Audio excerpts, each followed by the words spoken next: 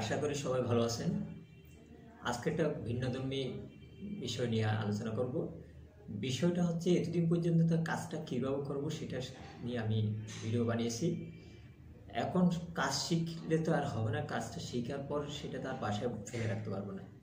ঠিক আছে, নিজের কাজটাকে যদি বাইরে বা মোটামুটি মার্কেটিং পর্যায়ে বলেন বা বিজনেস প্রসার করতে চাই, তাহলে সেক্ষেত্রে যে বিষয়গুলো দরকার সেগুলো নিয়ে একটু আলোচনা করলে ভালো হবে মনে করছি, তাই আজকে চলে আসলাম। এখন কথা হচ্ছে কি, আমি কিন্তু মহাজ্ঞানী নই, জাস্ট আমি যেটা নিজের চিন্তা ভাবনা করে প্লাস নিজের মধ্যে যেটা করে ফলাফল পেয়েছি সেই বিষয়টা নিয়ে আপনাদের সাথে শেয়ার করার জন্য আসলাম। তাহলে আমার যে আলোচনা বা আমি যে পয়েন্টগুলো উল্লেখ করবো সেগুলোতে আপনার ভালো লাগবে তাও না, আপনার যদি ভালো না লাগে তাহলে আপনি ইগনোর করবেন, অথবা যাদের ভালো লাগবে সেটাতে একদম হুবহু যে আপনি অ্যাপ্লাই করবেন তাও না।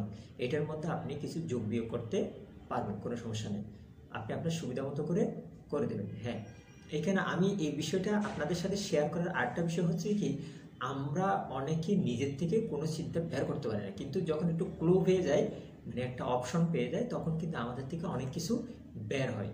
সেজন্য কিছু অপশন নিয়ে চলে আসলাম, কারণ আমরা তো সবসময় অপশন নিয়ে অবশ্য যে চারটা নৈতিকের মধ্যে চারটা দেওয়া থাকে, সেখানে অপশন লাগাই, বা আমাদেরকে কেউ কোনো প্রশ্ন করলে ওগুলো দিকে এটার কোনো অপশন আছে কিনা। হ্যাঁ, এই জন্য আপনাদেরকে কিছু অপশন ওভার দিতে আসলাম। এখন দেখেন, বিজনেস করতে গেলে সবসময় যে আপনি নতুন কাস্টমার পাবেন তা নয়, আপনি সবসময় নতুন কাস্টমার পাবেন না। কারণ কেন, কাস্টমার কিন্তু ভাগ করায় আছে। কারণ কেন, আপনার বিজনেস যখন থেকে শুরু করছেন তার থেকে 5-10 বছর আগে থেকে বিজনেস করতেছে এরকম অনেক মানুষ আছে। তাহলে আপনি যেটা নিয়ে কাজ করতেছেন সেটা নিয়ে ভালো দখল আছে এরকম মানুষ অনেক আছে। তাহলে কাস্টমারগুলো আপনার কাছে কেন আসবে, বা কোনো বৈশিষ্ট্যের কারণে যদি আপনার কাছে এসে থাকে, তাহলে সেইটাকে আপনার থেকে রিপিট কাস্টমার হিসেবে অবশ্যই তৈরি করতে হবে। তাহলে আমাদেরকে রিপিট কাস্টমার তৈরি করার জন্য যেসব বিষয়গুলো জানা দরকার, বা যে টেকনিকগুলো অ্যাপ্লাই করলে আমরা রিপিট কাস্টমার তৈরি করতে পারবো, তার কিছু কয়েকটা বিষয় নিয়ে আমি আলোচনা করব। তাহলে আমরা বুঝতে পারছি কী নিয়ে আলোচনা করবো আমি। তাহলে আপনাদের সবাইকে রিকোয়েস্ট করব, আপনারা যদি প্রথম থেকে শেষ পর্যন্ত থাকেন আমার সাথে, আমার ভিডিওটা দেখেন, তাহলে বলবো যে কি আপনাদের আশা করি লস হবে না, অনেক কিছু বিষয় এখান থেকে অপশন পেয়ে যাবেন। ওকে, তাহলে আমাকে রিপিট কাস্টমার তৈরি করতে হলে প্রথমে যে জিনিসটা করতে হবে, তাহলে রিপিট কাস্টমার তৈরি করার ক্ষেত্রে আমরা যারা অফলাইন বিজনেস করতেছি বা আমরা যখন বড় বড় শোরুমের মধ্যে যাই, সেখানে কিন্তু ওনাদের বিশাল আয়োজন থাকে শুধু কাস্টমার ধরে রাখার জন্য, বা আমি একবার গেলে যাতে পুনরায় আবার দেয়। তার মধ্যে হচ্ছে কি, ওনারা খুব ভালোভাবে ডেকোরেশন করে, ভালো লাইটিং করে, ওখানে যারা রাখে, যেসব সেলসম্যানগুলো রাখে তারা অনেক ভালো ভালো ব্যবহার করে এরকম। তাহলে এখন আমি যেহেতু অনলাইনে বিজনেস করতেছি, আমি তো কোনো কাস্টমারকে হ্যাঁ আপু আসেন বসেন দেখেন এইসব কথাও বলতে পারতেছি না, বা এসি বাতাসও খাওয়াইতে পারতেছি না, বা জুতাটা তো পায়ের মধ্যে লাগাই দিতে পারতেছি না বা পরিয়ে দিতে পারতেছি না। তাহলে আমি যেহেতু অনলাইন বিজনেস করতেছি, আমাকে অনলাইন পলিসি অ্যাপ্লাই করতে হবে। আপনি প্রথমে চিন্তা করে দেখেন, আপনার বিজনেসটাকে সাজিয়ে তোলার জন্য বা কাস্টমারটাকে আবার আপনার প্রতি আকৃষ্ট করার জন্য কোন কোন বিষয়গুলো আপনি অ্যাপ্লাই করতে পারেন, সেগুলো একটু নোট ডাউন করে সেখান থেকে একটা অ্যাপ্লাই করে দেখেন আসলে রেজাল্ট আসে কিনা। না আসলে ওটা বাদ, যেটা নিয়ে রেজাল্ট আসবে সেটা আমরা করব। হ্যাঁ, তাহলে প্রথমে আমরা যে জিনিসটা করব সেটা হচ্ছে যে কি, ধরেন আপনাকে একটা কাস্টমার নক দিল বা কল দিল, আপনাকে এমন কিছু বাণী রেডি রাখতে হবে যে বাণীটা 2-4 বাক্য বলার মধ্যে ওই ক্রেতার মধ্যে, কাস্টমারের মধ্যে একটা পজিটিভ ধারণা চলে আসতে হবে। পজিটিভ ধারণা বলতে যে হ্যাঁ আপনি আসলে একজন বিজনেসম্যান, আপনার কাছের প্রোডাক্টটা নিলে সে ঠকবে না, সে ভালো একটা প্রোডাক্ট পাবে। ঠিক আছে, এরকম কিছু বাণী আপনার মধ্যে রেডি রাখতে হবে। সে প্রোডাক্ট কিনুক বা নাই বা কিনুক, কিন্তু পরবর্তীতে সে যাতে আপনার সুনাম করে, বা ফোনটা কাটার পর যাতে না এরকম কেউ যাতে না বলে যে লোকটা খুব খারাপ ব্যবহার করছে, ওটা যাতে না বলে। তাহলে বিজনেসের সুনাম হচ্ছে কি ভালো ব্যবহার এবং হাসি মুখে থাকা। ঠিক আছে, হাসি দিবেন, হাসি দিয়ে কথা বলবেন সবার সাথে, এই একটা গেল। আরেকটা হচ্ছে কি, কমিটমেন্ট রক্ষা করা। কমিটমেন্ট বলতে ধরেন আমরা কিন্তু অনেক সময় এখন কিন্তু যে বিষয়টা হচ্ছে খুব বিষয় হচ্ছে সেটা হচ্ছে কি হোম ডেলিভারি করি আমরা। আমরা হোম ডেলিভারির ক্ষেত্রে আপনি কমিটমেন্টের জায়গাটা অবশ্যই রক্ষা করবেন, অথবা যখন আমরা এক জায়গা থেকে একদম এক সিটি থেকে আরেক সিটিতে পাঠাচ্ছি তখনও যাতে কমিটমেন্টটা রক্ষা করি। কমিটমেন্ট বলতে যে আমি একটা কাস্টমারকে বললাম যে কি, যেমন আমি এখন বর্তমানে চট্টগ্রামের মুরাদপুরে আছি, আমি মুরাদপুর থেকে একটা পার্সেল আগ্রাবাদ পাঠাবো, তাহলে এইখান থেকে আমার ওখানে যেতে মোটামুটি জ্যাম না পড়লে আধা ঘন্টার মধ্যে আমি পৌঁছে যাবো সর্বোচ্চ সময়। কিন্তু আমি কাস্টমারকে বললাম যে কি আধা ঘন্টার মধ্যে পেয়ে যাবেন, কিন্তু এখান থেকে আগ্রাবাদ যাওয়ার সময় জ্যাম পড়ার সম্ভাবনাটা কিন্তু 110%। তাহলে আমি ওই ঝুঁকিটা মাথায় নিয়ে রেখে বলছি যে কি মানে আধা ঘন্টার মধ্যে পাবেন। তাহলে আমার উচিত ছিল যে কি 1 ঘন্টা সময় নেওয়া, কারণ আধা ঘন্টার জায়গায় একটা কাস্টমার আমার জন্য 1 ঘন্টা অপেক্ষা করবে আমি যখন 1 ঘন্টা বলবো, কিন্তু আমি যদি আধা ঘন্টা বলি সে 1 ঘন্টা অপেক্ষা নাও করতে পারে। তাহলে আমাকে কিন্তু ওইসব বিষয়গুলো মাথায় রাখতে হবে যে আপনার যে পার্সেলটা নিয়ে যে লোকটা যাবে সে কিন্তু যাওয়ার সময় জ্যামে পড়তে পারে, বা তার সাইকেলটা নষ্ট হতে পারে, মোটরসাইকেলটা নষ্ট হতে পারে, বা তার থেকে একটু শরীরে অশান্তি বা কোনো সমস্যা হতে পারে, ইত্যাদি ইত্যাদি কারণে কিন্তু তার একটু লেট হতে পারে। সেজন্য আপনারা কি করবেন, কাস্টমার থেকে সব সময় বাড়তি সময় নেবেন, ঠিক আছে? বাড়তি সময় না নিলে দিন শেষে কিন্তু গিয়ে আপনারই লস।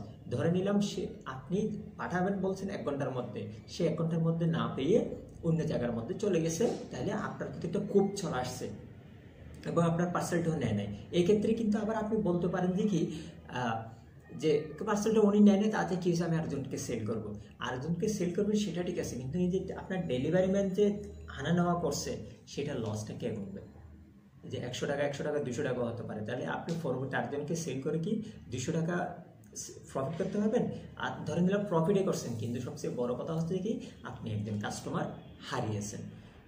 অথবা ধরে নিলাম সেই লোকটা আপনার জন্য 2 ঘন্টা অপেক্ষা করে পার্সেলটা রিসিভ করলো, কিন্তু আপনার প্রতি কোনো ধরনের তার থেকে পজিটিভ ধারণা নেই, সে আপনার কাছে কখনো আসবে না। তাহলে 1 নম্বর হচ্ছে কি আমরা কমিটমেন্ট রক্ষা করবো, যথাসময়ে পার্সেলটা তার হাতে পাঠানোর ব্যবস্থা করবো, অতটুকু নিশ্চয়তা করবে। হ্যাঁ, এবার পার্সেলটা পাঠানোর সময় আপনি ওনাকে একটা অপশন দেন।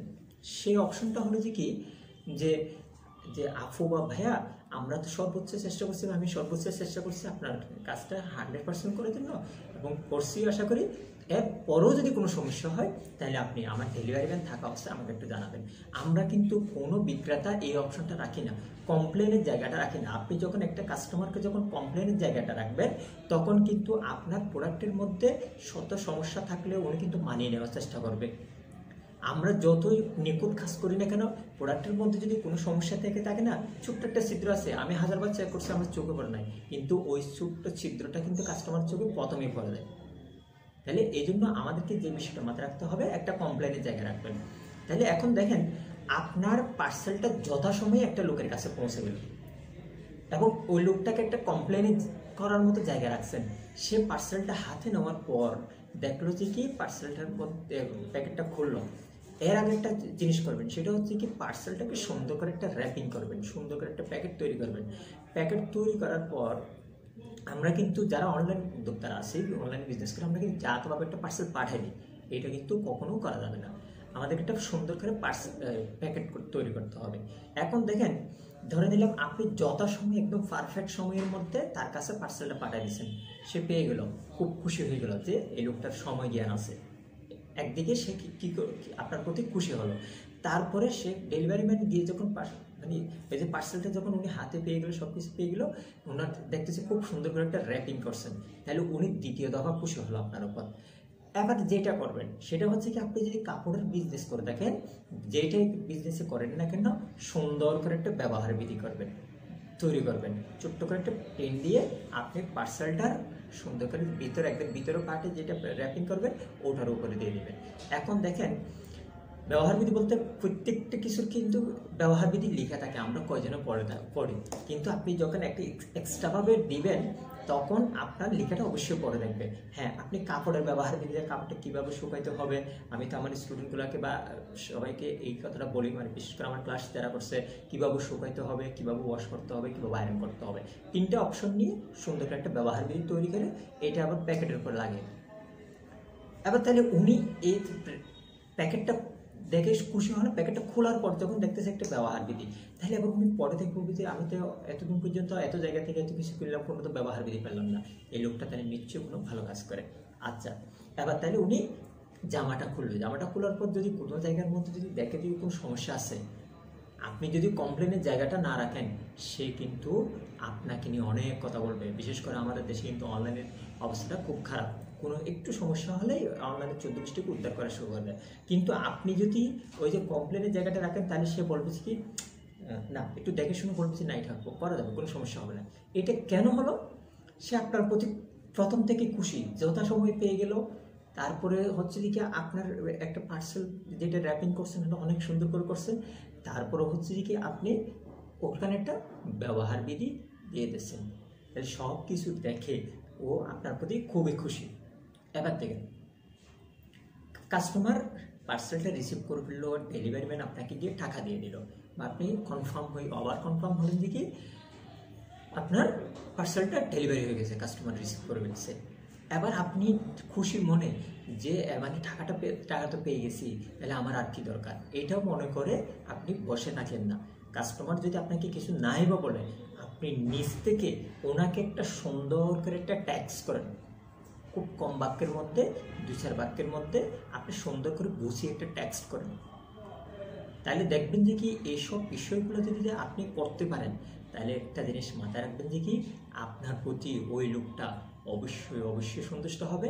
এবং উনি যদি পরবর্তীতে এই জিনিসগুলো আবার দরকার হয়, বা ওনার যদি পরিচিত কারো যদি এগুলো যদি দরকার হয়, আপনার পেজটাকে মেনশন করবেন। সর্বশেষ একটা কথা বলবো, ইউনিক মার্কেটিং পলিসি রেডি করেন এমনভাবে যাতে প্রত্যেকটা কাস্টমার, হ্যাঁ প্রত্যেকটা হবে না, আপনার মেজরিটি% কাস্টমার যাতে আপনার রিপিট কাস্টমার হয়। একটা ইউনিক একটা বিজনেস পলিসির গল্প বলে শেষ করব। সেটা হচ্ছে কি, এক জায়গার মধ্যে একটা লোক ছিল, দুধ ব্যবসায়ী ছিল। সে তার আশেপাশে যতগুলা আপনার এই মেডিকেল ছিল বা ক্লিনিক ছিল, সবগুলা নার্সের সাথে ভালো একটা রিলেশনশিপ তৈরি করছে। করার পরে আপনি সবাইকেও একটা ওনার ভিজিটিং কার্ডটা দিয়ে আসছে এবং বলে আসছে দেখি এই ক্লিনিকের মধ্যে যদি কোনো বাচ্চা হয়, নতুন বাচ্চা জন্ম নেয়, তাহলে আপনারা দয়া করে আমাকে একটু জানাবেন। আবার কি করছে ওনার এই যে নার্সরা সবাই কি করে, একটা বাচ্চা জন্ম হলে ওনাকে খবর দেয়। আবার উনি কি করে, একটা ফুলের তোড়া নিয়ে চলে আসে এবং ওখানে একটা খুব সুন্দর করে শুভেচ্ছা মেসেজ লিখার পর ফুলের তোড়াটা ওনাদের বাবা মাকে গিফট করে। এবার দেখেন, তাহলে ওখানে যে গিফটের নিচে লেখা থাকে যে সে একজন দুধ ব্যবসায়ী। এবার দেখেন ওনার মার্কেটিং হয়েছে, তাহলে প্রথম বাচ্চা হওয়ার পর যদি কেউ যদি এরকম একটা উইশ করে, তাহলে ওনাকেই কি করবে, সবসময় বাচ্চার জন্য যে কয় হাজার লিটার দুধ লাগে ওনার থেকে নেওয়ার জন্য চেষ্টা করবে। কারণ কেন, উনি ওনার প্রথম দিনটাকে, এই যে বাবা মার প্রথম দিনটাকে স্মরণীয় করে রাখছে। তাহলে আপনিও একটু চেষ্টা করেন এরকম ভিন্ন কোনো একটা মার্কেটিং পলিসি তৈরি করার জন্য। যদি তৈরি করতে পারেন, তাহলে দেখবেন যে আপনার বিজনেসটাকে কেউ ঠেকাইতে পারবে না। আশা করি আমার এই টিপসগুলো আপনাদের কাজে লাগবে। ঠিক আছে, যদি উপকার হয়ে থাকে কোনো কারণে, আপনারা আমার চ্যানেলটা সাবস্ক্রাইব করে রাখবেন। আজকের মতো এখানে শেষ করতেছি। আল্লাহ হাফেজ, আসসালামু আলাইকুম।